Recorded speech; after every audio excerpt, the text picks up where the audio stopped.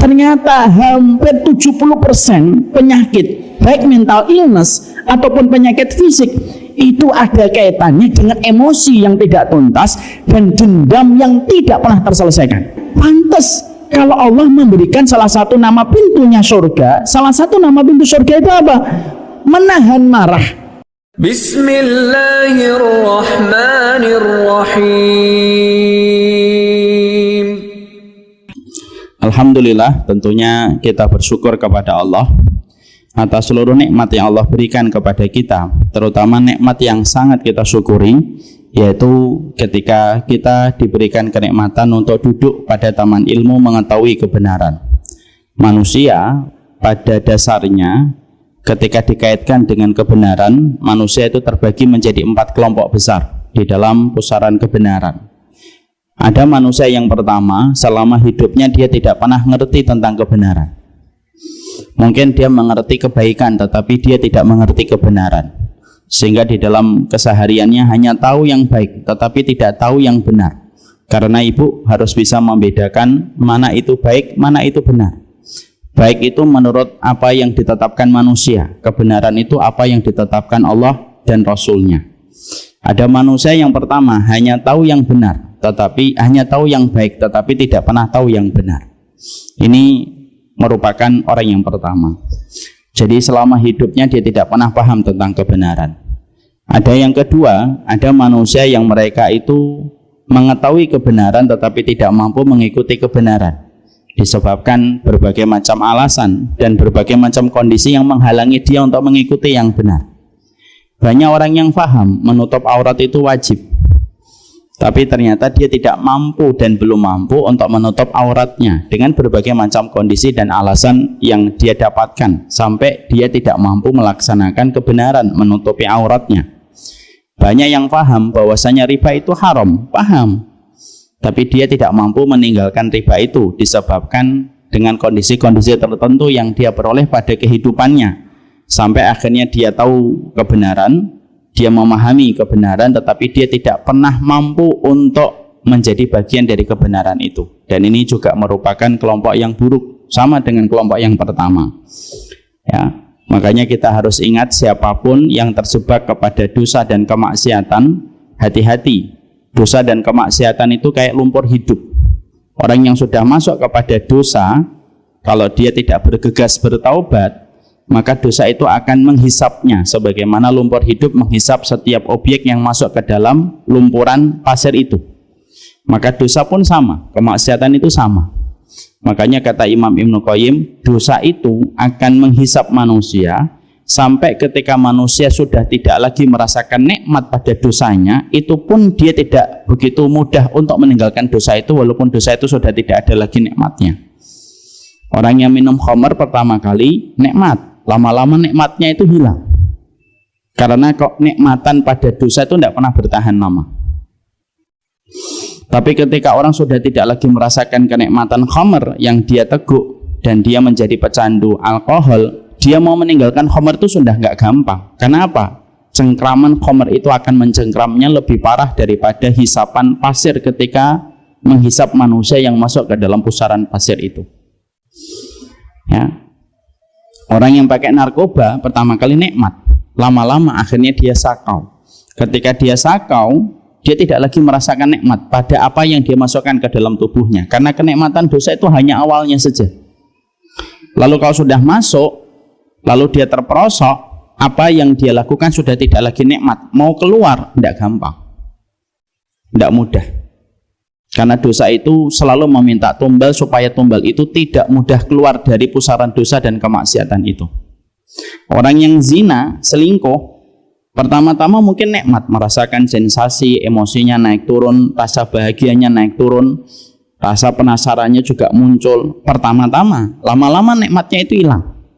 Yang tersisa adalah masalah pertengkaran dan pertengkaran. Tapi mau keluar tidak gampang. Maka inilah yang kita khawatirkan terhadap dosa dan kemaksiatan, kalau manusia tidak menyadari bahwasanya tidak ada musuh bagi kita kecuali dosa. Kalau dosa itu memberikan satu kebaikan saja, pasti Allah sudah nyuruh kita berbuat dosa. Maka itulah yang menjadikan akhirnya ada kelompok yang kedua, ada mereka yang mengetahui kebenaran tapi tidak pernah bisa mengikuti kebenaran.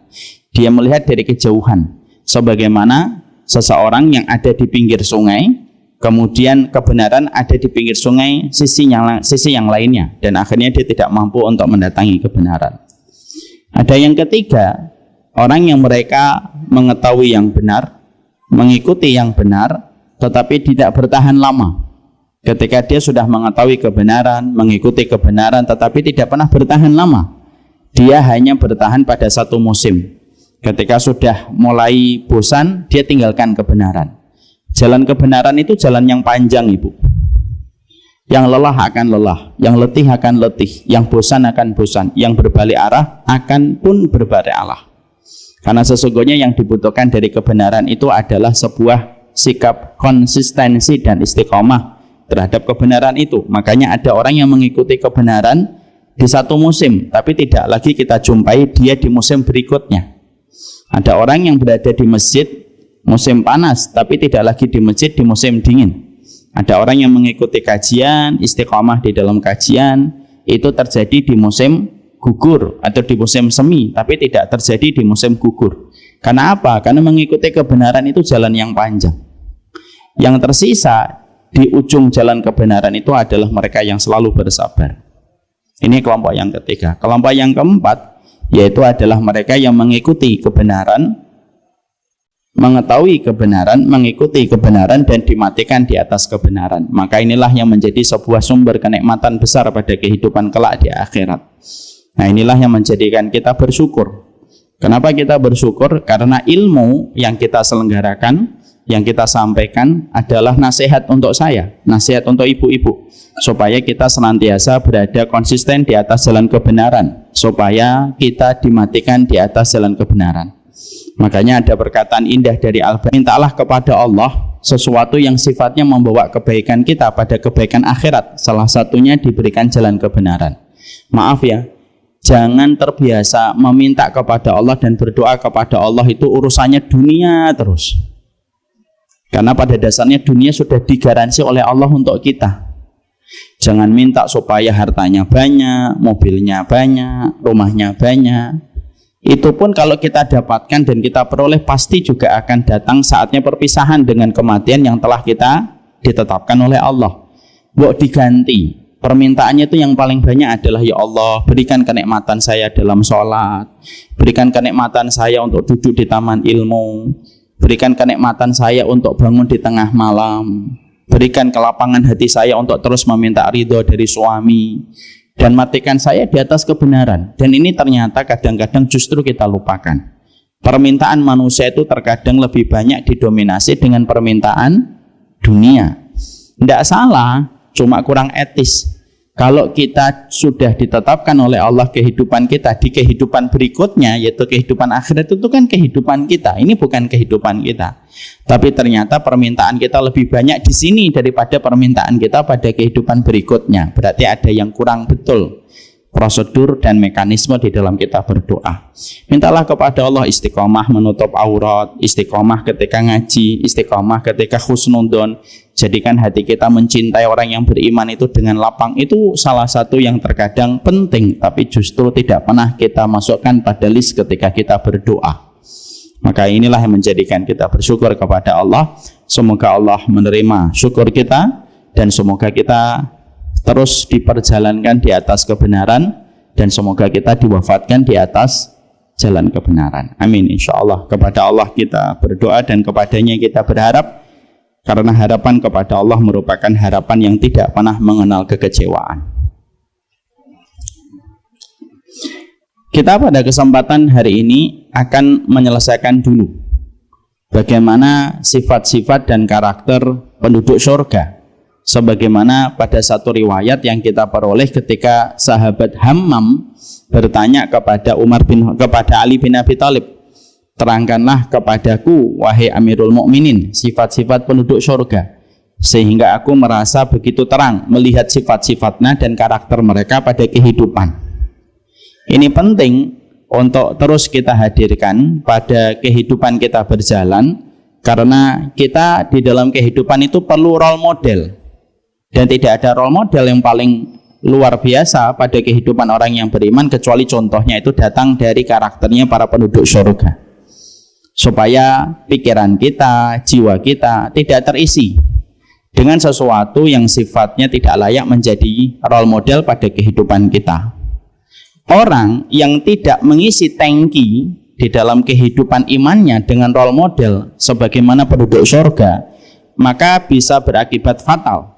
Dia akan mengambil role model dari barat, dia akan mengambil role model dari India, dia akan mengambil role model dari kehidupan Korea, sehingga akhirnya menjadikan itu standar ideal bagi kehidupan mereka. Padahal siapapun yang telah dijadikan role model, lalu role model itu tidak mengarah kepada kehidupan di surga, maka yang dihasilkan adalah kekecewaan demi kekecewaan yang pasti dia akan peroleh. Itu kata para ulama. Maka inilah yang menjadikan kita, sebelum kembali kepada pembahasan buku dan pembahasan kitab 175 Jalan ke Surga, kita membahas terlebih dahulu apa itu role model, bagaimana kehidupan para penduduk surga yang telah dijelaskan oleh Ali bin Abi Thalib kepada sahabat Hammam radhiyallahu anhuma, sehingga kita bisa memahami bagaimana sifat dan karakter para penduduk surga, lalu kita mendiagnosa kepada diri kita, apakah diri kita sudah termasuk memiliki sifat sebagaimana sifat penduduk surga sudah ataukah belum. Kemarin kita sudah membahas ada beberapa sifat. Sifat penduduk surga yang telah kita bahas adalah jujur di dalam berkata. Yang kedua, sederhana di dalam berpakaian. Yang ketiga, berjalan dalam kondisi yang tidak sombong. Baik sombong dengan hartanya, sombong dengan jabatannya, ataupun sombong dengan ilmunya, ataupun ibadah yang telah dia lakukan. Semoga jilbab panjangnya ibu tidak menjadikan ibu merasa sombong ketika melihat orang yang belum memakai jilbab ataupun belum menutup aurat. Semoga saya dengan pakaian yang saya pilih ketika tidak menutup mata kaki, ujung celana saya, tidak menjadikan saya memandang rendah teman-teman yang mereka masih menutup mata kakinya dengan ujung celana mereka, dan saya memberikan respek dan penghormatan. Mungkin mereka memilih pendapat yang mengatakan boleh menutup mata kaki selama tidak sombong. Karena terkadang ada manusia yang mereka tidak sombong dengan hartanya, ada manusia yang terkadang tidak sombong dengan jabatannya, tetapi dia sombong dengan ilmunya dan ibadahnya.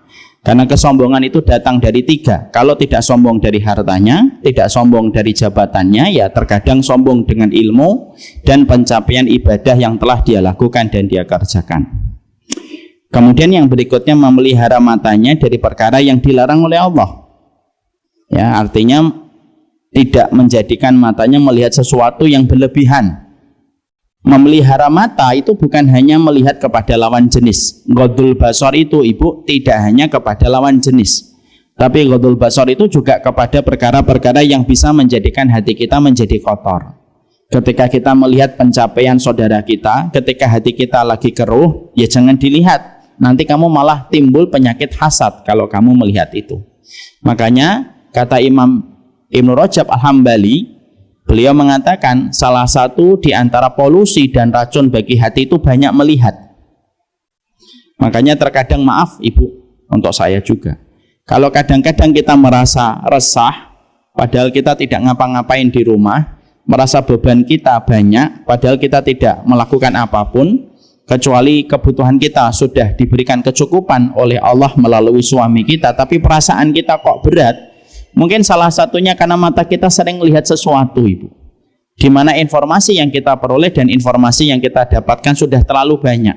Yang tingkatan informasi itu bukan hanya datang per jam, tapi datangnya per detik. Yang akhirnya ketika kita scrolling terus capek mata kita, bebannya di pikiran kita semakin banyak. Makanya terkadang sampai banyak orang hari ini mengenalkan sebuah konsep, yaitu adalah detox dari media sosial.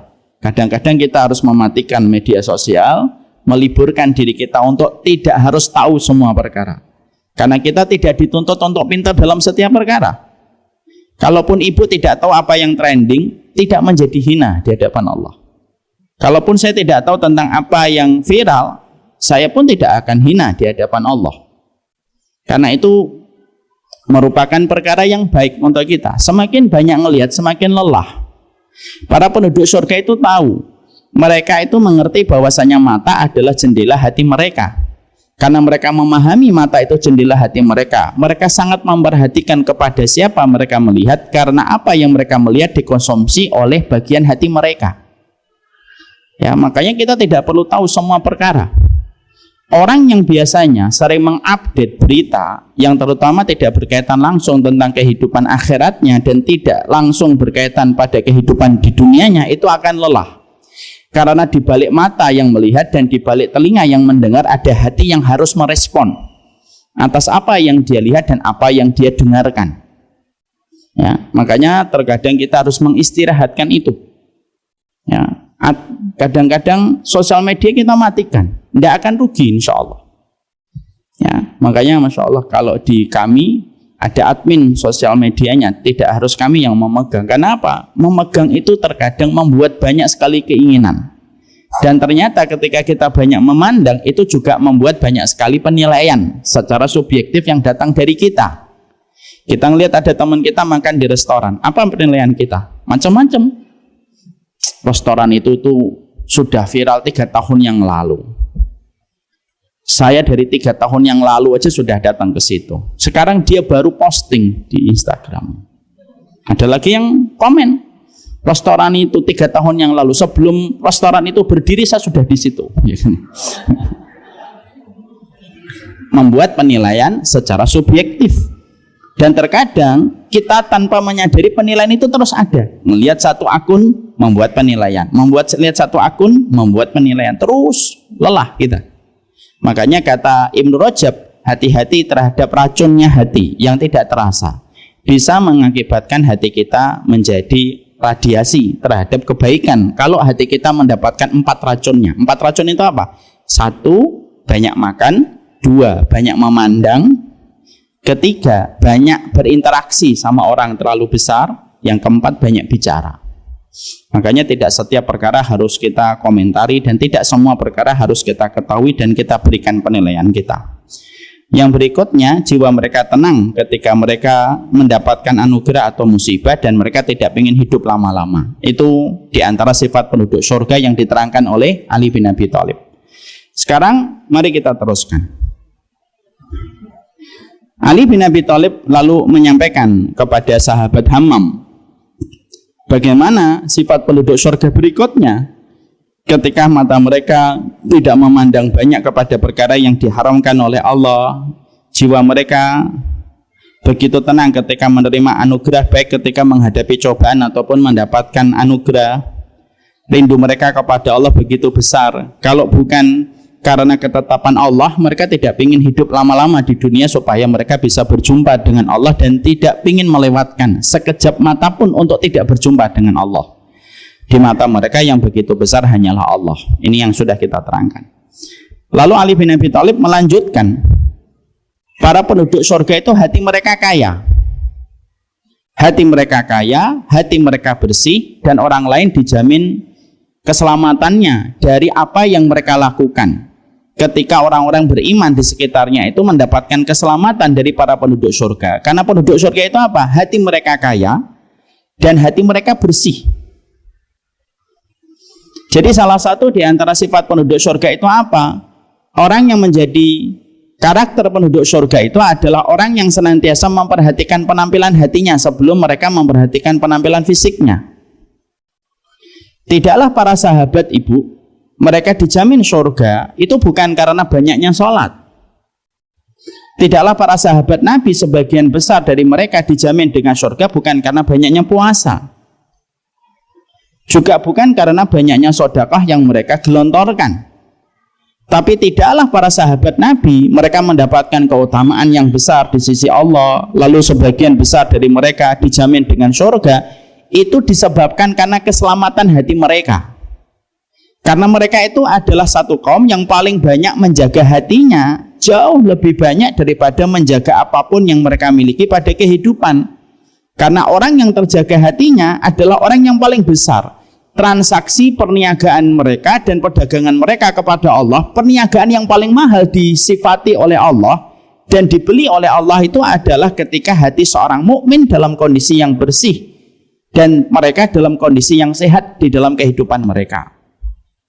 Ini menjadi jawaban dari sebagian pertanyaan kita. Kenapa ya ada orang banyak sholat tapi belum tentu meninggalnya husnul khotimah? Kenapa ada teman saya ketika banyak puasa tapi meninggalnya belum tentu husnul khotimah?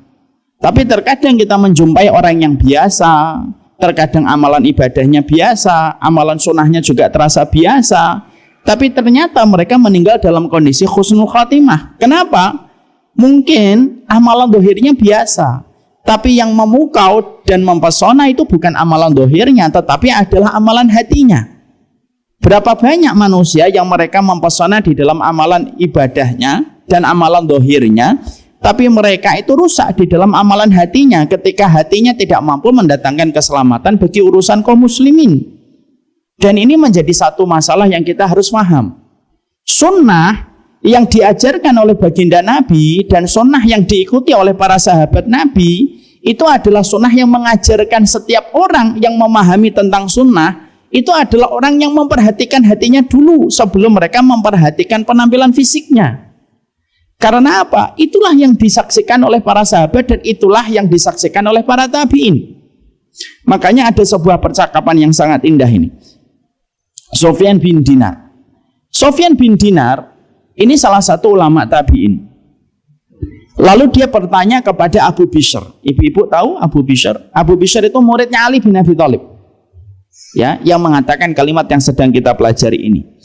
Sufyan bin Dinar mengatakan kepada Abu Bishr, wahai Abu Bishr, kenapa para sahabat itu mereka mendapatkan keridhaan dari Allah? Sebagian besar dari mereka itu mendapatkan surga. Ya. Maka kemudian dikatakan oleh Abu Bishr, sesungguhnya para sahabat itu sedikit amal dalam ibadah zahirnya, sedikit amal dalam ibadah zahirnya, tapi mereka mendapatkan pahala yang banyak. Lalu Sufyan bin Dinar ngomong, loh kok bisa? Amalannya nggak banyak, tapi pahalanya besar. Maka Abu Bishr kemudian berkata, karena sesungguhnya mereka memiliki satu amal yang menjadikan mereka mendapatkan pahala yang besar di sisi Allah. Apa itu? Kata Sufyan bin Dinar, yaitu selamatnya hati mereka dari urusan kaum muslimin. Ini memberikan petunjuk kepada kita, Ibu. Kualitas kita di dalam mengikuti sunnah bukan hanya kelihatan dari cingkrangnya celana bagi laki-laki semacam saya. Kualitas sunnah yang kita ikutin bukan hanya menjadikan kita berkualitas di dalam hijab yang kita kenakan. Bukan ustadz yang kita ambil ilmunya siapa. Kalau ngikutin ustadz ini sunnah, kalau nggak ikut ini nggak sunnah. Bukan itu. Tapi sesungguhnya barometer sunnah pada kehidupan kita, kalau kita merujuk kepada Abu Bishr, muridnya Ali bin Abi Thalib, ketika berjumpa dengan Sufyan bin Dinar, maka sesungguhnya tidak ada perkataan yang disampaikan Abu Bishr kecuali satu. Amalan para sahabat itu sedikit, tapi pahalanya besar. Kenapa? Karena selamatnya hati mereka terhadap urusan kaum muslimin.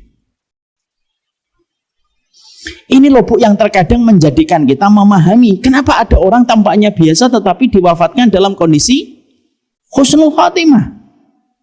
Maaf ya, saya ambilkan sebuah contoh. Nanti dicek di YouTube. Ibu pernah melihat ada seorang bapak-bapak di satu masjid. Masjidnya bukan masjid besar, masjid kecil. Dia sholat asar. Penampilannya biasa, Bu.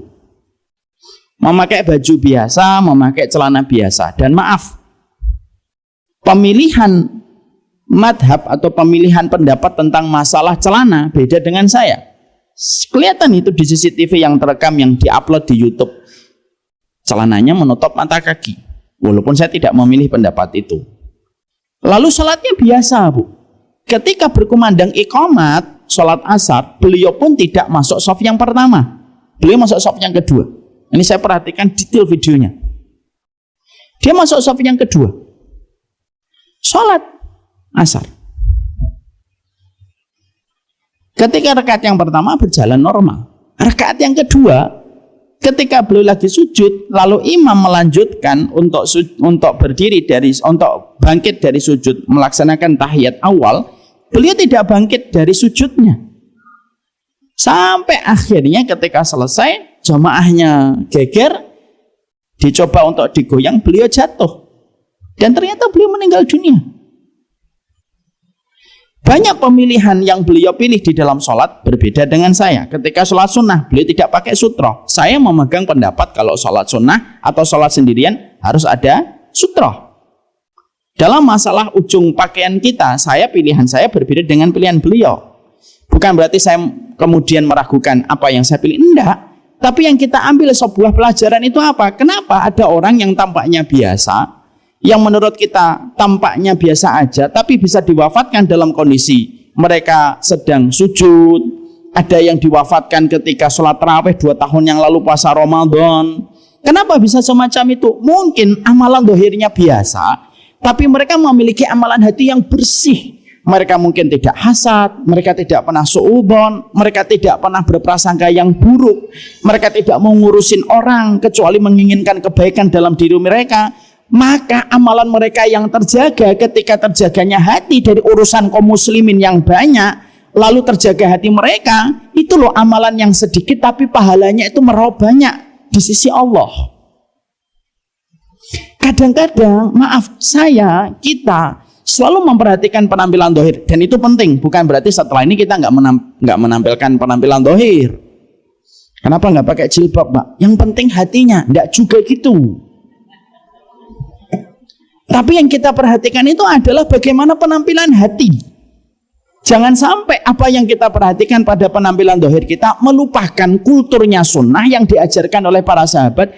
Para sahabat itu mereka mulia, itu bukan karena sholatnya saja, bukan karena sedekahnya. Tapi ketika Abu Bishr nanya kepada Ali, kepada Sufyan bin Dinar nanya kepada Abu Bishr, jawaban yang disampaikan oleh Abu Bishr itu apa? Hatinya. Hatinya para sahabat itu salim. Hatinya para sahabat itu bersih. Makanya mereka berkomitmen untuk menjaga hati mereka itu lebih banyak daripada menjaga urusan yang lain. Karena mereka tahu tidak ada anggota tubuh kita yang dijadikan spotlight oleh Allah, dilihat oleh Allah, fokus oleh Allah melihat, kecuali yang dilihat oleh Allah itu apa? Hatinya. Dan ada satu riwayat yang sangat terkenal yang sering kita dengarkan dari banyak ustadz. Innallaha la yanzuru ila suwarikum wa la yanzuru ila ajsadikum walakin yanzuru ila qulubikum. Sesungguhnya Allah itu tidak melihat kepada jasadmu, Allah tidak melihat kepada penampilanmu semata, tetapi Allah itu melihat hatimu.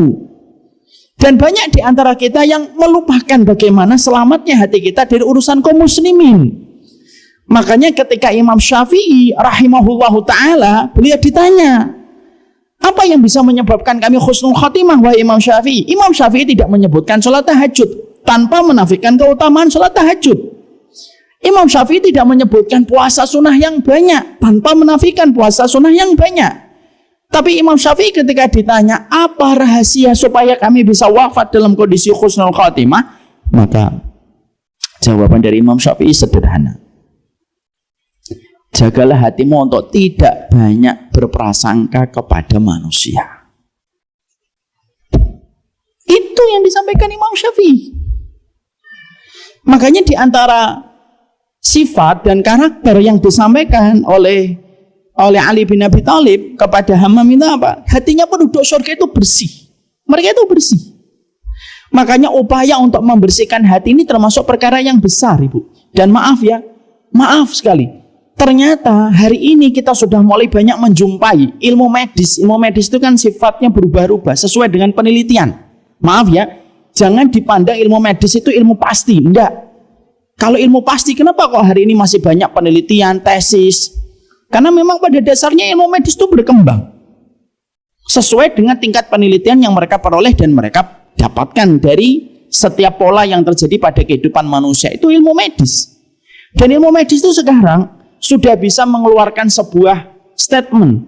Ternyata penyakit itu erat kaitannya dengan apa yang ada di hati dan apa yang terjadi pada jiwanya. Itu lebih cenderung, itu lebih besar potensi menimbulkan penyakit daripada pola hidup yang lainnya. Bahkan pola pikir itu lebih besar memberikan kontribusi penyakit daripada pola makan. Pola pikir itu yang mencetuskan penyakit 80%. Yang 20% itu datang dari makanan. Dan ternyata kita akhirnya mengetahui dari dunia medis itu banyak sekali penyakit yang ditimbulkan itu apa? Dari hati. Dari penyakit dendam, dari penyakit suudzon, dari penyakit untuk selalu ingin didengar dan akhirnya riak dalam setiap hidupnya, itu ternyata berpotensi untuk menimbulkan penyakit. Selama ini kita hanya diberitahu dan hanya kita mengetahui bahwasanya penyakit hanya ditimbulkan dari pola makan. Memang betul, pola makan itu termasuk salah satu di antara pencetus penyakit. Tapi yang paling besar memberikan kontribusi penyakit pada kehidupan kita itu bukan dari pola makan, dari pola pikir. Dan pola pikir itu biasanya datang dari hati. Kalau hatinya bersih, akan menciptakan pola pikir yang positif. Kalau hatinya kotor, maka menciptakan pola pikir yang negatif. Makanya kita akhirnya mendapati ada satu hadis yang terkenal kan, yang sering kita dengarkan. Ala inna fil jasadi mudghah fa idza salahat salahatil amala kullaha fa idza fasadat fasadatil amala kullaha. Makanya kita menjumpai satu riwayat yang disampaikan Nabi. Sesungguhnya di dalam tubuh kamu ada segempal daging. Kalau dia sudah benar, yang lainnya akan jadi benar. Kalau dia rusak, yang lainnya pun akan menjadi rusak. Dan itu ditentukan oleh hati kita. Makanya Masya Allah akhirnya berkaitan. Orang yang beriman, orang yang mereka itu menjaga hati. Mereka selalu tundukkan hatinya sebelum mereka melakukan perkara apapun. Lah banyak di antara kita penuntut ilmu mampu meninggalkan khamr, mampu meninggalkan riba, mampu meninggalkan zina. Kita mungkin tidak pernah membunuh sepanjang hidup kita. Kita meninggalkan dosa besar. Tapi kenapa kok kita masih susah untuk masuk surga walaupun kita sudah meninggalkan dosa-dosa besar? Karena yang kita tinggalkan baru dosa-dosa fisik. Tetapi kita tidak pernah berkomitmen untuk meninggalkan dosa-dosa batin yang dilakukan oleh hati kita. Suudon, balas dendam, dendam kesumat. Yang lainnya itu yang mempengaruhi pada kondisi hati mereka. Makanya kata Ali, hatinya para penduduk surga itu bersih. Saking bersihnya orang itu selamat dari apa yang mereka lakukan, karena mereka memiliki hati yang bersih. Orang mukmin selamat dari penilaian, selamat dari suudzon mereka, selamat dari perkataan mereka, selamat dari cemooh mereka, selamat dari penodaan kehormatan oleh mereka. Itu salah satu sifat penduduk surga. Makanya kalau kita betul-betul hidup sama penduduk surga, kok kita punya tetangga sama penduduk surga, itu melebihi apapun kenikmatannya. Kenapa? Karena kita akan selamat dari penilaiannya, selamat dari pandangannya, selamat dari sikap apa yang ada pada hati mereka ketika mereka betul-betul dinobatkan sebagai penduduk surga sebagaimana yang dikatakan oleh Ali. Makanya para sahabat itu kalau malam apa yang mereka kerjakan kan sebagaimana keterangan dari Anas bin Malik yang sering saya sampaikan. Para sahabat itu kalau malam apa yang mereka kerjakan? Mereka itu menjaga hatinya dulu. Mereka tidak tidur sampai mereka itu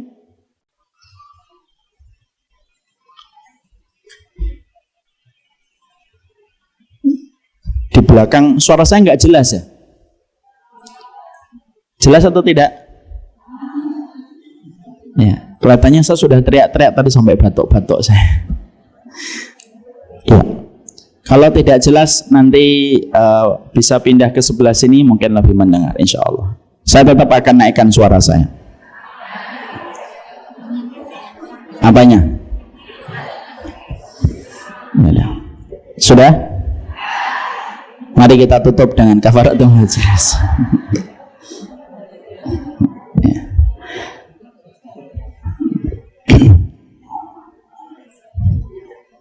Kita lanjutkan.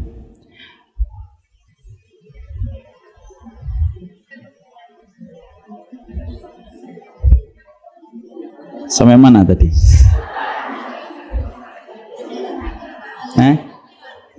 Kenapa? Amalan hati. Amalan sahabat ya. Makanya kita akhirnya mendapati apa yang diriwayatkan dari jalurnya Anas bin Malik tentang seorang laki-laki yang diberitakan oleh Nabi sebagai penduduk surga. Dari situ, dari riwayat itu ada riwayat Abu Dhamdham. Ibu tahu riwayat Abu Dhamdham? Riwayat Abu Dhamdham ini seorang sahabat yang dia tidak punya uang untuk berinfak. Akhirnya yang dilakukan oleh Abu Dhamdham itu apa? Yang dilakukan oleh Abu Dhamdham adalah dia mengikhlaskan. Kalau ada orang yang mendolimi dia, dia ikhlas dan dia ridho sebagai bentuk sedekah dia kepada orang yang mendolimi dia. Makanya akhirnya disinilah kita akhirnya mengerti bahwasanya salah satu di antara puncak kita, komitmen kita ngikutin sunnah, itu bukan hanya lewat hijab yang kita lakukan, bukan hanya kitab yang kita pilih, Al-Usul As-Salasah, Riyadhus Shalihin, Kitabut Tauhid, bukan hanya itu. Tapi muara dari perjalanan semua ilmu yang kita peroleh ketika kita komitmen mengikuti sunnah yang ditinggalkan oleh Nabi, bagaimana menjadikan hati kita ini loh, urusan kaum muslimin itu selamat dari hati yang kita miliki setelah kita itu menyelami setiap ilmu yang kita dapatkan di tempat-tempat ilmu. Dan inilah komitmen para sahabat dulu. Makanya kata Fudail bin Iyad di dalam kitab Jami'ul Ulum wal Hikam itu mengatakan, orang itu tidak akan bisa mengejar kami, kata Fudail bin Iyad. Orang-orang setelah kami, Fudail bin Iyad ini tabi'in, hidup setelah masa para sahabat. Beliau mengatakan, orang itu setelah kami, termasuk kita setelah Fudail bin Iyad, dikomentari oleh Fudail bin Iyad, orang-orang setelah kita tidak akan bisa mengejar kita dengan puasa, tidak akan bisa mengejar kita dengan sedekah, tidak akan bisa mengejar kita dengan sholat. Tapi sesungguhnya mereka itu bisa mengejar kami dengan dua. Satu, kata Fudail bin Iyad, yaitu bagaimana murahnya hati mereka terhadap urusan kaum muslimin dan selamatnya mereka kepada urusan kaum muslimin. Makanya inilah yang menjadikan akhirnya kita bisa mendapatkan bahwasanya salah satu ciri khasnya penduduk surga itu apa? Mereka tidak pernah punya beban atas urusan orang lain, Ibu.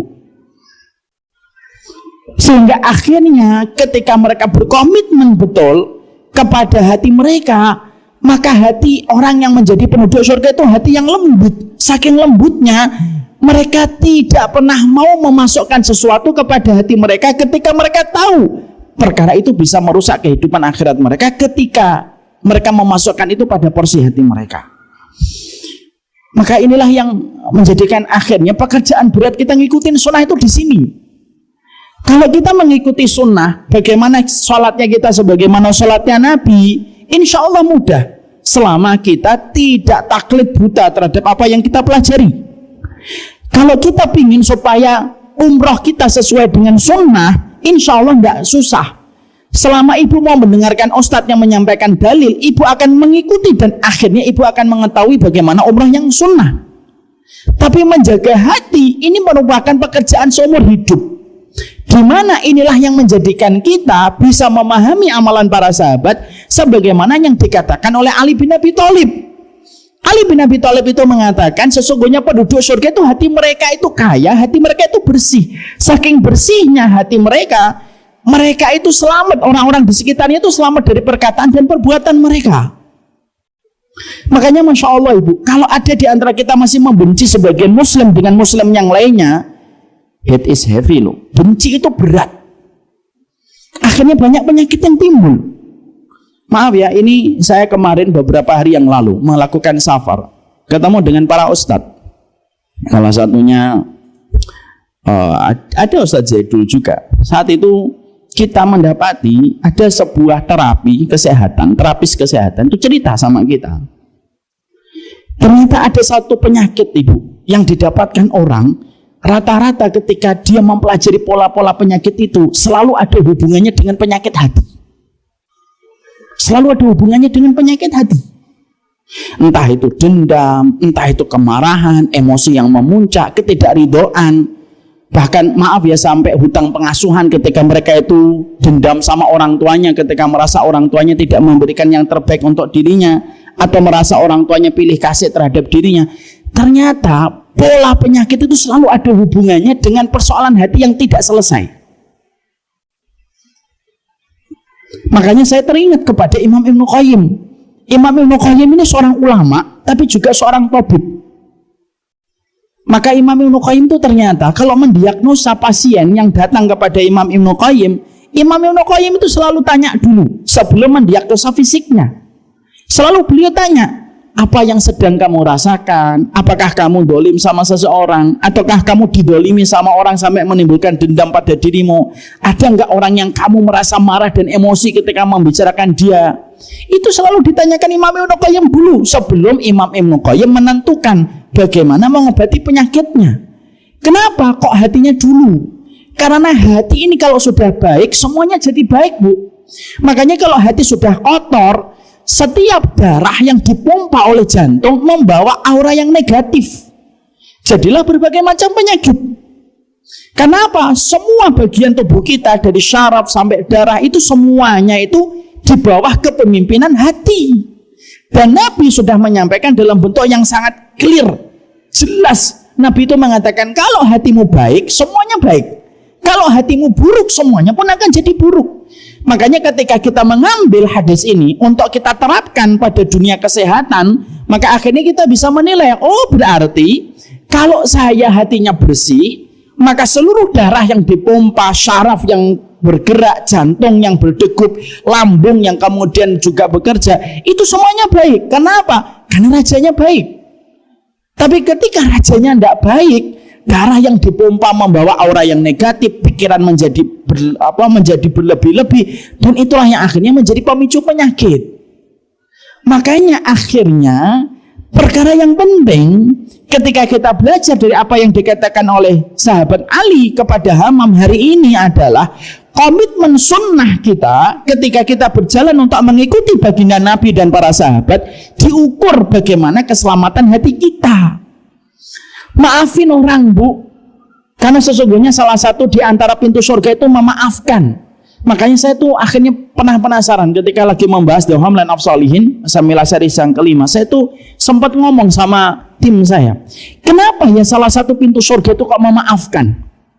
Pintu surga itu kan ada 8, ada pintu sholat, pintu puasa, pintu sodaqah, pintu jihad, pintu aiman yang dimasuki surga 70.000 orang tanpa hisab. Ada pintu ridho, ada pintu taubat, ada pintu memaafkan dan menahan marah. Ternyata akhirnya di dalam dunia kesehatan saya cari, saya ubek-ubek di website, saya explore ke banyak website itu. Ternyata hampir 70% penyakit, baik mental illness ataupun penyakit fisik, itu ada kaitannya dengan emosi yang tidak tuntas dan dendam yang tidak pernah terselesaikan. Baik kita sadar atau tidak sadar. Makanya akhirnya pantas kalau Allah memberikan salah satu nama pintunya surga, salah satu nama pintu surga itu apa? Menahan marah, lalu memberikan maaf. Kenapa kok sampai dijadikan merupakan salah satu nama pintu surga? Karena dampak kebaikan yang didapatkan begitu besar. Kalau ibu dan saya mampu mengatur emosi, lalu memaafkan orang, maka bukan hanya dunia yang kita beres, surga pun akan diberikan oleh Allah kepada kita. Maka akhirnya cara kita berpikir adalah kalau surga sudah diberikan kepada mereka yang menahan marah lalu memaafkan, urusan dunia yang harganya jauh lebih recehan daripada surga itu pantas didapatkan oleh mereka ketika surga sudah mereka peroleh, ketika mereka mampu memenuhi perintahnya Allah. Ini penting sekali. Makanya maaf ya, ada sebuah kisah nyata yang saya dapatkan bersama dengan Ustaz Zaidul ini. Ada seorang suami, Bu, tiba-tiba ada penyakit tumor di sininya. Lalu membesar, lalu bernanah. Maaf ya, sampai saya diberitahu fotonya, sampai berlubang di sini. Saya ketika pada satu lagi sarapan, sampai saya berhenti sarapannya. Dan saya nggak berani ngelihat karena lubang dia. Ketika beliau datang ke dokter, nah, dokter sudah angkat tangan ketika melihat ini dan sudah memprediksi ajalnya kapan. Melihat dari pergerakan lubang itu, kira-kira berapa lama hidupnya mampu bertahan. Lalu pada saat itu beliau bertemu dengan salah satu terapis yang Masya Allah, beliau ini paham tentang akidah dan lain sebagainya. Beliau tidak menolak apa yang disampaikan oleh dokter, walaupun beliau tidak memastikan. Tapi ada satu yang beliau lakukan adalah, Bapak punya dendam enggak sama orang? Kalau memang punya dendam, sampaikan aja. Beliau mengatakan, saya nggak punya dendam, saya nggak pernah dendam sama orang. Coba, ada nggak? Jujur aja, Pak. Sampai akhirnya dengan izin Allah, beliau ini cerita, dia dendam sama istrinya. Jangan astagfirullah dulu.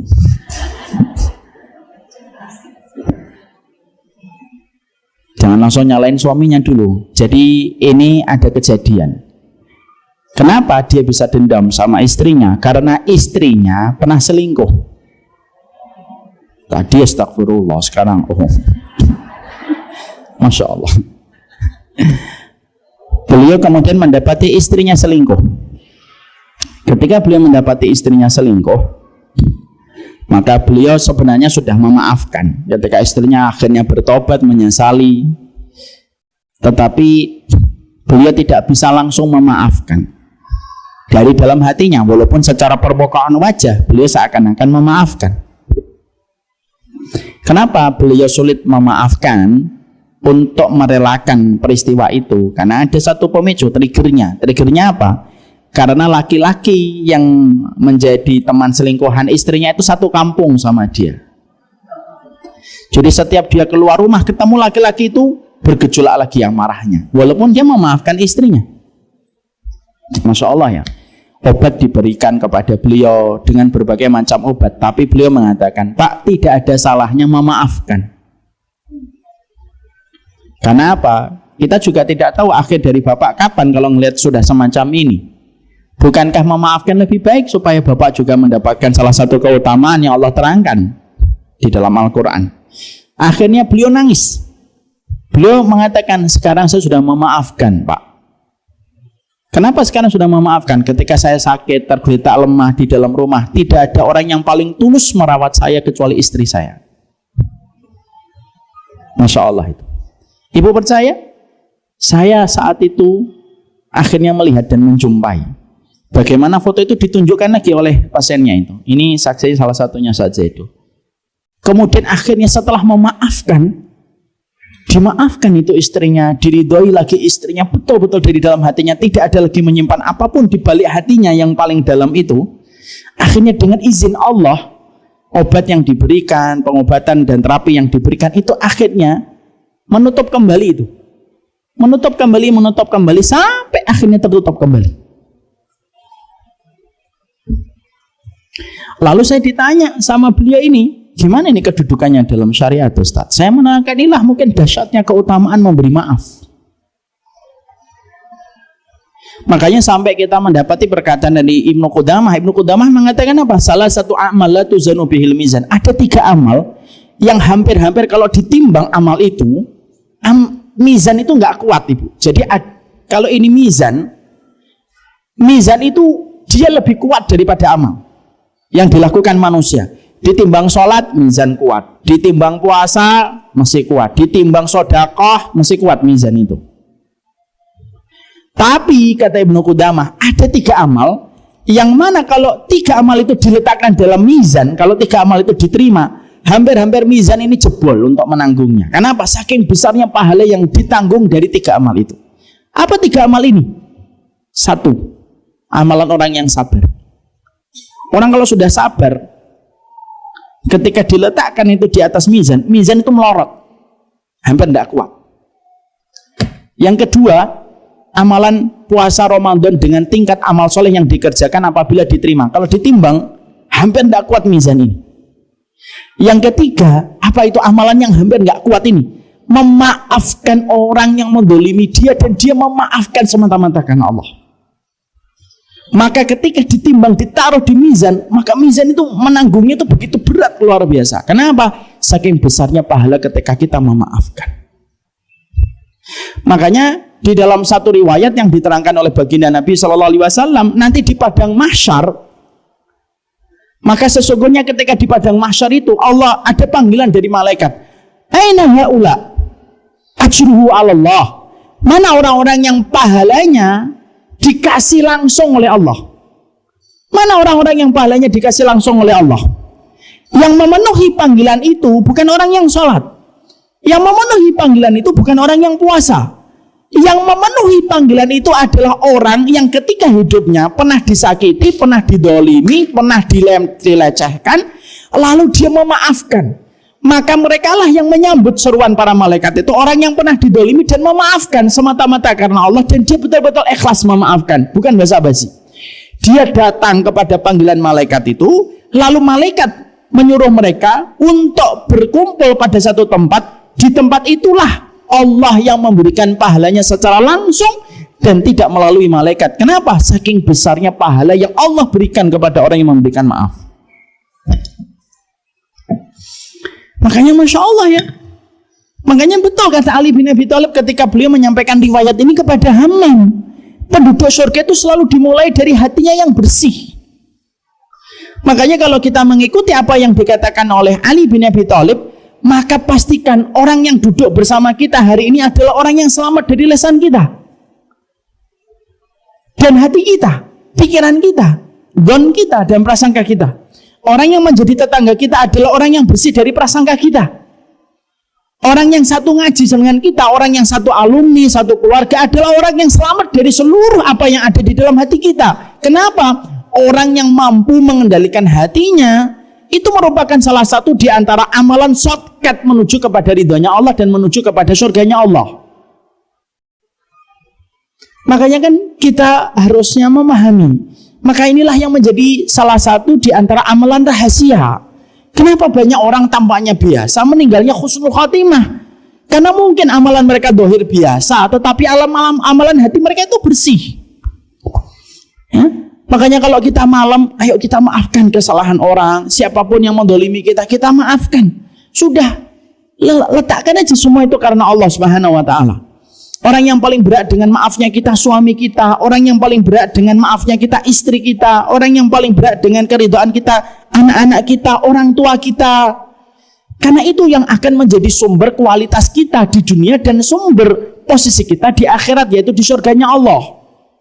Kalau ada di antara ibu-ibu punya hutang pengasuhan ketika dulu tidak mendapatkan kasih sayang secara sempurna oleh orang tuanya, jangan dendam sama orang tuanya. Harus ada icebreaker, harus ada yang memecah gunungan keburukan ini.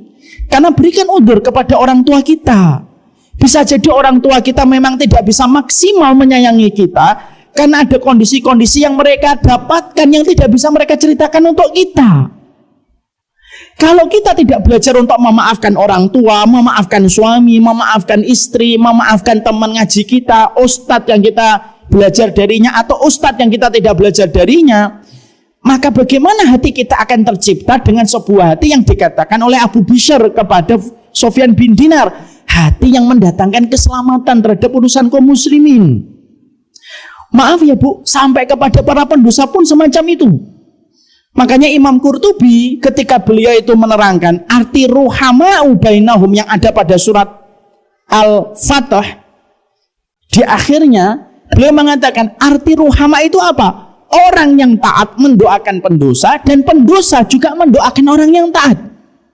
Jadi kalau sampai hati kita bersih sama orang yang berjilbab, berhijab, yang baru keluar dari taman ilmu, mereka ketika melihat orang-orang yang belum datang ke taman ilmu dan mereka melihat orang-orang yang masih duduk di warung-warung lalu ngobrol tanpa hijab, kita mendoakan mereka. Berarti hati kita sudah bersih. Makanya sampai dikatakan oleh Imam Qurtubi, gimana? Apa arti ruhama itu? Arti penuh kasih sayang itu apa, wahai Imam Qurtubi? Perhatikan, Imam Qurtubi berkata, yat'u salihihim, yat'u salihuhum talihihim, wa yat'u talihuhum salihihim. Arti ruhama itu adalah yang solih mendoakan pendosa, yang pendosa itu pun mendoakan orang yang solih, karena mereka mendapatkan kenyamanan ketika mereka berdekatan dan berjumpa dengan orang yang solih. Walaupun mereka belum bisa mengikuti ketaatan yang dilakukan oleh mereka. Dan itu adalah PR besarnya kita tuh di sini sebenarnya. Makanya kalau ini tidak selesai, urusan hati tidak selesai, gimana kita akan bisa membenarkan apa yang dikatakan oleh Allah, yauma la yanfa'u malun wala banun illa man atallaha biqalbin salim. Akan datang satu hari tidak bermanfaat harta, anak-anak yang kita miliki kecuali mereka yang membawa hati yang salim. Hati yang salim itu apa? Hati yang selamat dari kesyirikan. Hati yang salim itu apa? Hati yang selamat dari kemunafikan. Hati yang salim itu apa? Hati yang mendatangkan keselamatan bagi urusan kaum muslimin. Makanya Masya Allah ya, saya ketika membaca tentang ini lalu mengkaitkan dengan banyak hal gitu ya, disinilah kita akhirnya menyadari kadang-kadang kita meninggalkan puncaknya amal yang ada di hati kita, tapi terkadang kita ngejar amal-amal yang jauh lebih murah dalam tanda kutip harganya di sisi Allah, tetapi meninggalkan amal yang begitu mahal di sisi dinilai oleh Allah. Terkadang banyak orang yang mampu sholat tahajud panjang, tapi ternyata tidak mampu menjaga hatinya. Terkadang kita mampu mengejar taklim ke tempat-tempat yang jauh, tapi terkadang kita tidak mampu menjaga prasangka kita kepada suami kita. Terkadang maaf, kita mampu puasa Daud, tapi ternyata tidak mampu untuk mengontrol pikiran buruk kita tentang orang lain. Padahal dengan taklimnya kita, tahajudnya kita, puasa kita yang kita kerjakan itu sebenarnya luar biasa. Tapi menjadi luar biasa ketika kita memikirkan amalan yang paling besar, dan amalan itu datang dari hati kita. Ini loh yang berat. Tapi inilah yang merupakan sebuah kewajiban. Belajar memaafkan, belajar berdamai dengan kehidupan kita di masa lalu itu penting, Ibu. Saya nggak ngerti ya, latar belakang ibu-ibu itu mungkin berbeda-beda. Ada yang datang dari keluarga yang harmonis, mungkin ada. Ada yang datang dari keluarga yang tidak harmonis. Ada yang datang dari keluarga yang melihat orang tuanya lebih sayang sama kakaknya daripada dirinya. Ada di antara keluarga ibu yang ibu mendapatkan bulian dari saudara-saudaranya. Semuanya itu pasti kita akan jumpai. Tapi penting bagi kita untuk berdamai dengan masa lalu yang dinamakan dengan ridho. Memaafkan itu kunci kebaikan dan kualitas dalam kehidupan kita. Kalaulah memaafkan itu tidak memberikan kualitas, demi Allah ya, mungkin Allah tidak akan memberi nama salah satu pintunya surga itu memaafkan. Tapi kalau sampai Allah memberikan nama salah satu pintunya surga dengan kata wal kadhiminal ghaidha wal afina 'anin nas, ketika Allah memberikan nama salah satu pintunya surga dengan menahan marah dan memberi maaf, berarti memberi maaf itu pahalanya besar. Dan ditambah kualitas hidup kita yang luar biasa ketika kita memberikan itu. Ya, makanya mari kita beristighfar. Siapapun yang pernah kita suudzoni, siapapun yang pernah kita berikan prasangka, kita pernah nodai kehormatannya, kita mohon ampun sama Allah, minta maaf, berikan maaf, siapapun itu. Karena kalau ini sudah tidak diisi dengan kebencian kepada sesama mukmin, maka ringan hati kita, Bu. Makanya kata orang barat mengatakan hate is heavy. Benci itu berat. Dan itu yang akan menjadikan banyaknya kerusakan yang ada pada hati kita. Makanya marilah kita menjadi orang yang tidak usah gembar-gembor. Saya ini ngikutin sunnah Allah. Itu tidak usah digembar-gemborkan. Itu kewajiban ibadah kok diproklamirkan. Tapi harus kita buktikan bahwasanya komitmen kita untuk mengikuti sunnah Rasulullah SAW itu terjadi ketika kita memiliki keselamatan hati terhadap urusan kaum muslimin. Tidak paham, diam. Tidak ngerti, tidak usah komentar. Tidak memahami tentang kondisi, wallahu a'lam. Kecuali ketika kita melihat kemungkaran. Yang kita benci dari kemungkaran bukan orangnya, tetapi kemungkarannya. Sekarang Ibu bayangkan siapa orang yang masih ada namanya di dalam hati kita yang belum selesai. Kita berikan maaf karena Allah, supaya Ibu nanti dipanggil oleh Allah di tempat yang disediakan para malaikat, di mana tempat itu tidak bisa didatangi sama orang yang sholat, tetapi hanya bisa didatangi sama mereka yang memaafkan manusia. Maafkan anak kita, maafkan siapapun, jangan membawa kebencian. Karena penduduk surga itu tidak pernah membawa kebencian kepada sesama orang yang beriman. Orang yang berhijab panjang tapi ketus dan penuh benci kepada orang yang beriman. Apa yang dia berikan dalam perjalanan menjaga hijabnya tidak sebanding dengan dosa yang dihasilkan oleh hatinya. Cingkrangnya celana saya dengan pilihan pendapat yang paling kuat menurut saya untuk tidak menutup mata kaki tidak akan sebanding dengan status vonis yang saya berikan kepada orang tanpa saya memahami di balik status vonis itu apa yang sebenarnya terjadi. Janganlah penampilan kita menjadikan kita tidak memberikan perhatian sama hati. Tapi juga ingat, tidaklah kita memperhatikan hati kecuali penampilan zahir pun juga kita perhatikan. Itulah sifat orang mukmin. Jangan sampai terseret dengan omongan orang. Yang penting hatinya. Penting hati, zahir juga penting. Karena zahir itu merupakan cermin dari apa yang ada di dalam hatinya. Ya, Penampilan itu penting, sesuai dengan syariat itu penting. Itu tidak bisa dikatakan tidak penting. Itu sangat penting karena penampilan itu merupakan cermin dari apa yang terjadi pada hatinya. Tapi hati juga penting untuk kita jaga dalam setiap perkara. Maka inilah yang menjadikan akhirnya kita memahami orang yang menjadi penduduk surga itu hati mereka mendatangkan keselamatan bagi urusan kaum muslimin. Lalu dikatakan oleh Ali, hati mereka kaya.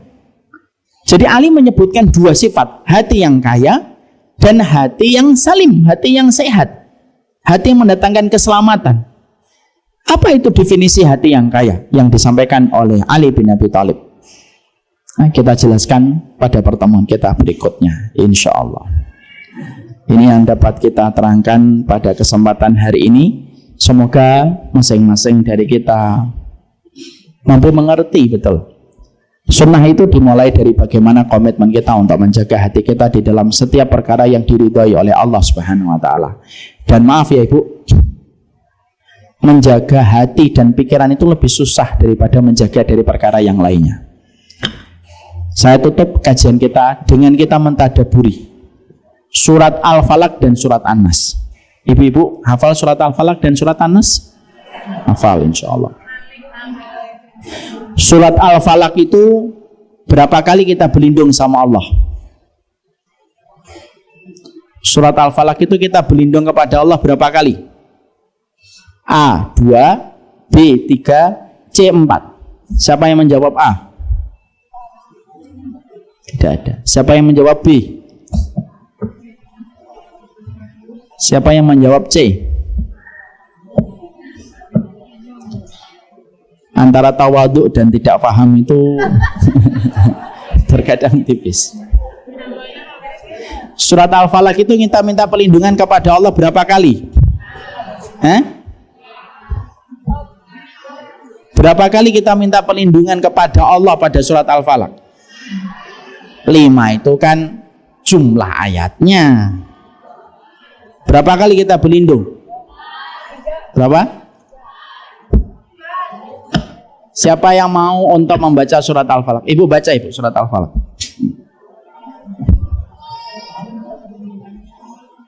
Dibaca.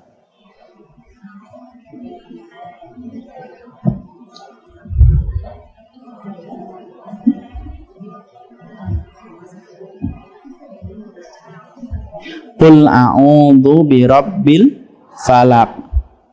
Ini di sini melindung sama Allah atau tidak? Berapa kali berlindungnya? 1. Qul a'udzu birabbil falaq min syarri ma. Terus wa min syarrin naffasati fil uqad wa min syarri hasidin.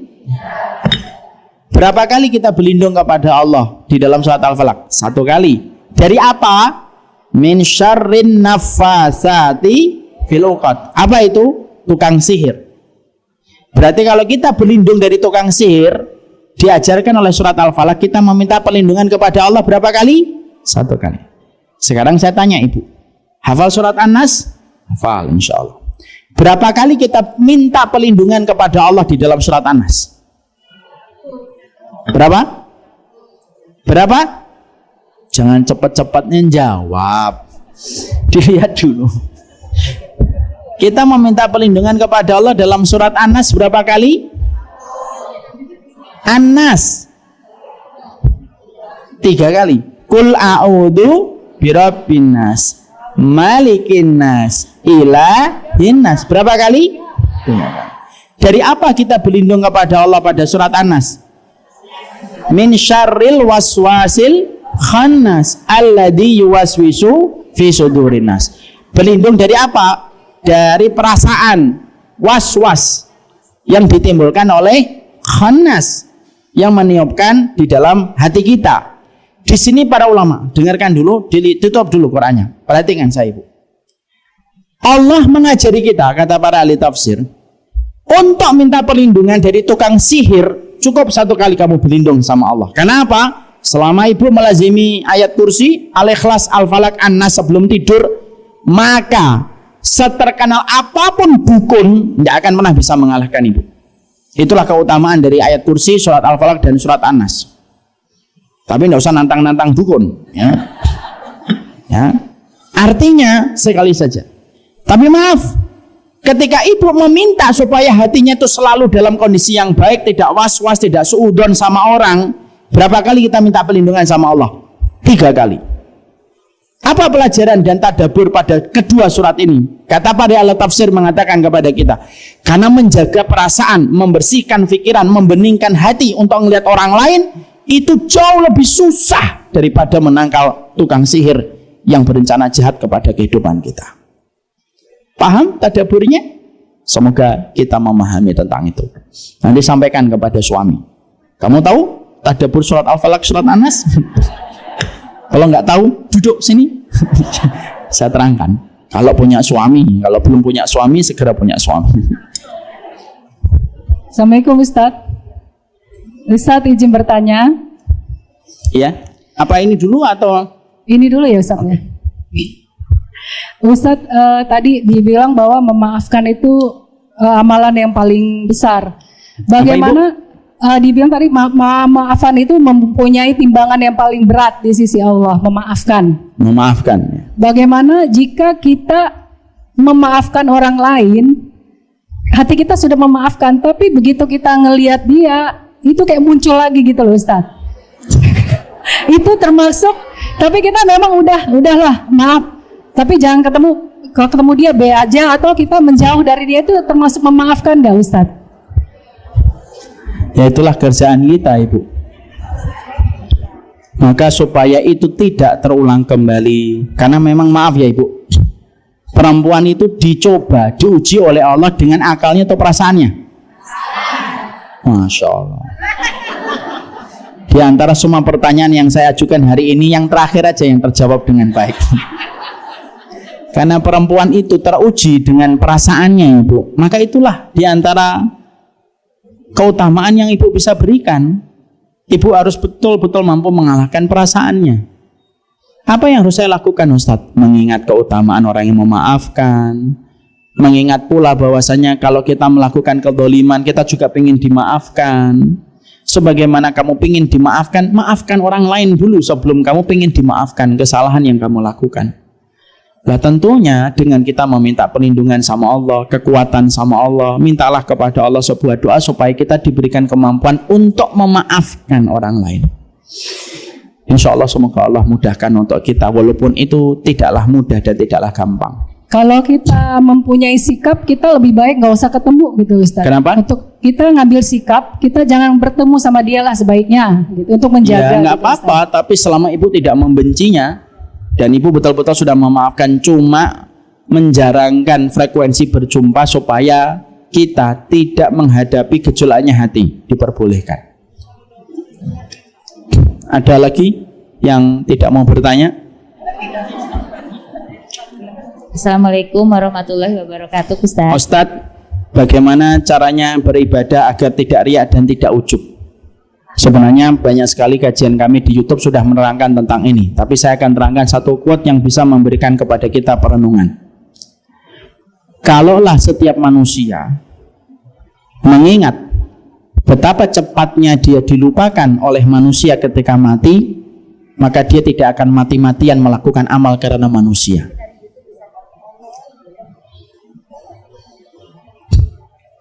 Saya ulang kembali. Kalaulah setiap manusia merenungkan betapa cepatnya dia dilupakan oleh manusia ketika meninggal dunia, maka dia tidak akan mati-matian melakukan amal karena manusia. Berapa lama sih orang ingat kita? 2 hari, 3 hari, lupa Bu. Dia akan kembali kepada kewajibannya masing-masing dan masalah yang dia hadapi. Berapa lama manusia akan ingat Umar Mita kalau Umar Mita sudah meninggal dunia? 2 hari, 3 hari dia akan sibuk lagi dengan masing-masing pekerjaannya. Kalau kita tahu betapa cepatnya kita dilupakan manusia, lalu buat apa kita mengejar amalan ini karena manusia yang sejatinya fitrahnya manusia itu melupakan orang lain. Semoga ini bisa memberikan kepada kita narasi tentang bahayanya melakukan amal karena manusia. Amalan dzikir apakah yang dilakukan untuk menjaga kebersihan hati? Mari kita lafadzkan bareng-bareng. Allahumma ati nafsi taqwaha wa zakkiha anta khairu man zakkaha anta waliyuha wa maulaha. Nah, itu doanya. Artinya apa? Ya Allah, berikanlah kepada jiwa kami kebersihannya, ketakwaannya, kesuciannya. Tidak ada yang mampu menjaganya kecuali Engkau, kalau Engkau lah yang mengendalikan dan menguasai hati kami. Allahumma ati nafsi taqwaha wa zakkiha anta khairu man zakkaha anta waliyuha wa maulaha. Silakan dicek di YouTube atau di website doa menjaga hati. Kalau doanya sama ini, insya Allah itu hadis yang sahih. Iya Ibu? Ibu? Apa tadi? Assalamualaikum warahmatullahi wabarakatuh. Ustadz mau tanya, kalau misalkan apa tanda-tandanya atau kriteria Siapa yang nanya? seseorang? Oh iya Ibu. Saya Ustadz. Apa kriteria seseorang atau kita memaafkan secara ikhlas? Karena secara lisan atau secara perbuatan mungkin kita udah melaksanakannya, mungkin memaafkan. Nah, kriterianya kita secara ikhlas seperti apa gitu Ustaz? Ketika Ibu tidak lagi ada beban kepada hatinya ketika berinteraksi kepadanya, udah lepas saja Ibu. Masing-masing dari kita punya definisi arti tentang keridhaan kita memberi maaf. Memberi maaf kalau ikhlas itu bisa dirasakan Ibu. Yang bisa merasakan paling mendalam itu ya orang yang memiliki hati yang memaafkan itu. Nah, kriterianya ya tidak ada kebencian, tidak ada beban dan yang lainnya. Itu secara normatif. Tapi yang betul-betul bisa merasakan ya orangnya itu sendiri. Saya sudah tidak ada masalah insya Allah. Walaupun mungkin muamalah kita tidak lagi berjalan sebagaimana dulu. menjaga jarak. Saya maafin kok, insya Allah tidak ada masalah. Tapi maaf untuk bermuamalah kita tidak usah dulu. Bukan berarti ketika kita ridho memaafkan kemudian kondisi langsung kembali seperti awal. Mungkin tidak bisa. Kondisi awal itu tidak bisa. Tapi kita sudah tidak ada ingin membicarakan dia di depan orang lain. Sudah tidak ada sangkutan-sangkutan yang membuat kita langsung berpikir tentang dia bermacam-macam. Sudah selesai. Udah selesai. Apakah itu Walaupun terkadang secara muamalah kita tidak bisa lagi sama. ya, apakah itu berlaku juga bermuamalah dengan misalkan dengan keluarga atau dengan suami seperti itu, bisa nggak Ustaz? Kalau suami Ibu, kalau kita tidak memaafkan terus gimana kita akan meraih ridhonya? Karena itu pintu surga Ibu. Maafkan karena Allah. Lalu lakukan apa yang harus dilakukan sebagai istri semata-mata karena Allah. Jangan melakukan kebaikan kepada suami karena suami baik untuk kita, karena itu pasti akan kecewa. Tapi lakukanlah kebaikan kepada suami karena ibu tahu di balik punggung suaminya itu ada surga yang dijanjikan oleh Allah. Makanya saya sering ditanya, Ustadz, apa ya tipsnya supaya saya istiqomah berbuat baik kepada suami? Lakukan karena Allah. Karena ibu ingat bahwasanya di balik punggung suamimu itu ada surga. Kalau ibu tidak ingat di balik punggung suaminya ada surga, dia akan bisa bertahan lama kita berbuat kebaikan untuk mereka. Demi Allah itu. Nanti suami kita lupa WhatsApp, udah emosi kita. Nanti suami kita lupa membelikan hadiah untuk kita, sudah emosi kita. Tapi siapapun yang melakukan karena Allah, sebagaimana kata Imam Malik, maka nalillahi fahuwa abqa. Apapun yang dilaksanakan karena Allah itu pasti abadi dikerjakan. Sedih.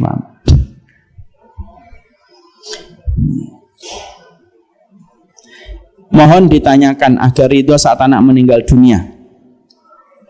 Ibu siapapun yang hari ini telah ditinggalkan sama putra dan putri yang sangat dicintai, saya tidak bisa mengatakan kalimat yang mudah, karena ini perkara berat. Bagaimana seorang wanita bisa melihat belahan hatinya wafat dan dialah yang menaburi tanah kepada orang yang pernah dia kandung dan dia lahirkan. Saya tidak mengatakan ini mudah, tapi tentunya kita harus ingat, perkara apapun kalau sudah dikaitkan kepada Allah, moga-moga ini bisa mengurangi beban kesedihan yang ada pada hati kita. Rasulullah mengatakan, Allah itu kalau sayang sama satu keluarga, maka Allah akan menguji keluarga itu. Allah akan memanggil malaikat maut, ya malaikat maut, saya cinta sama keluarga itu. Lalu Allah berkata kepada malaikat maut, inza samrota fuadihi, kamu cabut nyawa buah hatinya yang paling mereka sayangi. Yang mana? cabut buah hatinya itu. Ya, maka turun malaikat maut mencabut nyawa buah hati yang paling mereka sayangi pada keluarga itu. Lalu malaikat maut lapor sama Allah, naza'na samrata fuatihi, kami telah mencabut nyawa buah hatinya wahai Allah. Allah berfirman, ma yaqulu abdi, apa yang dikatakan hambaku itu, keluarga itu ngomongnya apa tentang aku ketika aku telah mencabut nyawa buah hatinya. Hamidaka wastarja, dia tetap memujimu dan dia mengucapkan kalimat istirja, mengembalikan semua titipan hanya kepada Allah. Allah kagum. Allah lalu berfirman, ubnu lahu baitan fil jannah wasammuhu baital hamdi, tolong malaikat maut bangunkan sebuah rumah untuknya di dalam surga, namakan rumah yang indah itu dengan rumah baitul hamdi, rumah pujian. Yang mana rumah itu tidak bisa didapatkan dari sholat, tidak bisa didapatkan dari puasa, tidak bisa didapatkan dari sedekah, tapi hanya bisa ditempati dan hanya bisa dihuni sama mereka yang mendapatkan kesabaran tingkat tinggi ketika mereka ridho buah hatinya mereka dicabut oleh Allah. Ibu harus paham hadis ini. Hadis yang lainnya, yang hikmah yang lainnya yang kita harus ambil adalah kadang-kadang anak kalau bertahan terus bersama dengan kita, bisa jadi kita banyak dosa kepada dia, atau bisa jadi dia banyak dosa sama kita. Allah wafatkan anak kita sebelum balik supaya kita punya jaminan bahwasanya anak kita sudah berada di surga dan kita tinggal menyelesaikan PR kita untuk menyusul mereka. Yang mana kita berpikir kalau anak ini dibesarkan, saya khawatir terkena fitnah, saya khawatir terkena zina, saya khawatir terkena dosa. Mungkin ini caranya Allah dan metodenya Allah menjaga anak saya supaya tidak tersentuh dengan dosa dan kemaksiatan. Dan Allah kalau sudah menjaga, tidak ada yang mengalahkan penjagaan Allah. Hikmah itu harus dihadirkan. Yang ketiga, anak kita hari ini sudah berada pada rahmatnya Allah yang tidak terbatas. Orang yang meninggal dunia bagi orang yang beriman itu kayak lepas penjara. Karena dunia ini penjara. Orang yang meninggal bagi orang yang beriman itu lepas dari sempitnya dunia menuju kepada luasnya rahmat Allah. Orang beriman itu tidak takut sama kematian, tapi juga tidak sombong kepada kematian. Tapi memang kematian itu sejatinya memisahkan kita dari penjara jeruji yang bernama dunia. Kita tidak boleh begini, kita tidak boleh begitu, kita tidak boleh begini, kita tidak boleh melakukan ini. Itulah dunia. Orang yang mereka lepas dari dunia itu lepas dari sempitnya dunia menuju kepada lapangnya rahmat Allah. Kalau ibu tahu bahwasanya anak ibu berada dalam penjagaan Allah secara langsung, bukankah orang tua yang tenang adalah orang tua yang tahu di mana anaknya berada dan berada sama siapa anak dia itu? Dan yang keempat, paham? Yang keempat itu adalah ini enggak berpisah. Ini hanyalah keberangkatan yang jamnya itu berbeda. Anak kita berangkat dulu, kita berangkatnya agak siangan. Tapi kalau tujuannya sama, menuju ke Cibubur kita ketemu, walaupun keberangkatannya beda-beda. Ada mungkin di antara ibu yang mungkin tempatnya dari Jati Asih, saya dari Kemang. Tujuannya sama ke Cibubur. Ibu berangkatnya jam 7:30, saya berangkatnya jam 8:45. Jam keberangkatannya beda, tapi kalau tujuannya Cibubur, Masjid Darussalam, ketemu atau tidak ketemu? Ketemu. Walaupun ini tidak mudah kalau sudah berhadapan langsung dengan kenyataan yang bernama takdir kematian anak yang kita sayangi. Tapi selalu punya alasan untuk tetap bersyukur sama Allah dalam segala kondisi. Gimana menghilangkan trauma saat ketika anak di ICU? Kita tidak bisa menghilangkan trauma. Yang kita bisa lakukan berdamai dengan memori yang pernah hadir pada hati kita.